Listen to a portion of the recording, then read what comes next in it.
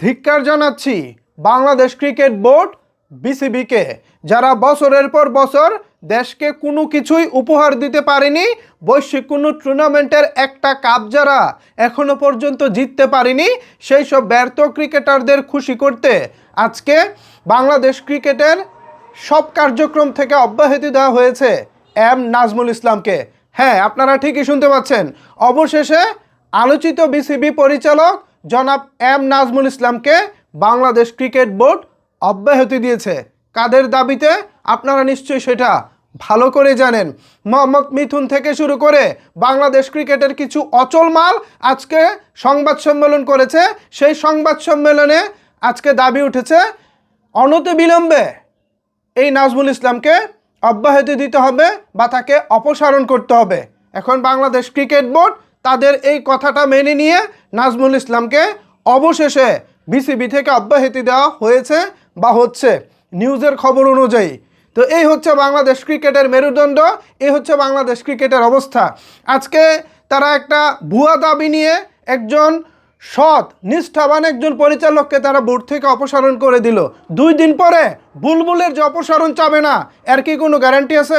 2 দিন পরে এই বোর্ড বিলুপ্তি চাইবে না, এর কি কোনো গ্যারান্টি আছে? এর পিছনে যে বড় একটা গডফাদার কাজ করতেছে, এর পিছনে যে বড় একটা ভাই কাজ করতেছে, আপনারা কি সেটা বুঝতেছেন?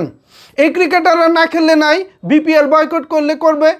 তারা যে পারিশ্রমিক ইতিমধ্যে বিভিন্ন ফ্র্যাঞ্চাইজির কাছ থেকে পেয়েছে, সেই টাকা তারা ফেরত দিয়ে দিক, সেই টাকা ফেরত দিয়ে দিক, তাহলে তো লেঠা চুকে গেল। তখন দেখবো কোনওয়ালার কত হেডেম আছে, কত সংবাদ সম্মেলন আছে। টাকার মায়া সবারই আছে চান্দু, টাকার মায়া সবারই আছে। এখন যদি বলে বিভিন্ন ফ্র্যাঞ্চাইজি যদি বলে তোমাদেরকে যে ব্ল্যাঙ্ক চেক দিয়েছি সেই চেকগুলো আমাকে ফেরত দাও, টাকাগুলো আমাদেরকে ফেরত দাও, আমরা তোমাদেরকে নিয়ে বিপিএলই খেলবো না, তখন কি এইসব ক্রিকেটাররা টাকা ফেরত দিতে পারবে? তাদের কি সেই হ্যাডেম আছে? নিশ্চয় নাই, কারণ তারা পয়সার পাগল। যদি তারা দেশের জন্য পাগল হতো, তাদের যদি দেশের জন্য মায়া থাকতো, সম্মান থাকতো, তাহলে আজকে বাংলাদেশের ক্রিকেটে এই কালো অধ্যায়টা রচিত হতো না। কিভাবে বাংলাদেশ ক্রিকেটে আজকে বিপিএল এর মতো ম্যাচ অনুষ্ঠিত হয়নি? এটা কিভাবে সম্ভব ভাবতে পারেন? ভাবতে পারেন ক্রিকেটাররা স্ট্রাইক করেছে, তারা বিপিএল খেলবে না, এবং সেটা হয়েছেও। দিনের প্রথম ম্যাচ ক্রিকেটাররা খেলেননি। ভাই, এটা মানে কিভাবে হলো? এটা কিভাবে সম্ভব? আমাদের বাংলাদেশ ক্রিকেট আসলে কোথায় যাচ্ছে?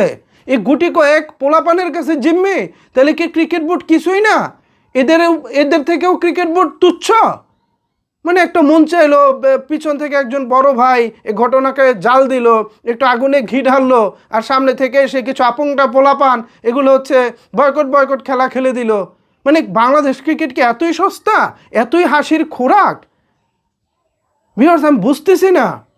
এম নাজমুল ইসলাম, যিনি অত্যন্ত ট্যালেন্টেড একজন মানুষ, যিনি নিষ্ঠার সাথে কাজ করে চলেছেন বিসিবিতে, যার জন্য দুর্নীতিকারীর এখনো পর্যন্ত প্রশ্রয় পায়নি এই নতুন কমিটিতে, তাকেই সরিয়ে দেওয়া হলো। মাথা গরম হয়ে গেছে ভিউয়ার্স। এ বিষয়ে আপনাদের মতামত কি জানাতে পারেন নিচের কমেন্টস বক্সে। ধন্যবাদ সবাইকে এতক্ষণ আমার সাথে থাকার জন্য।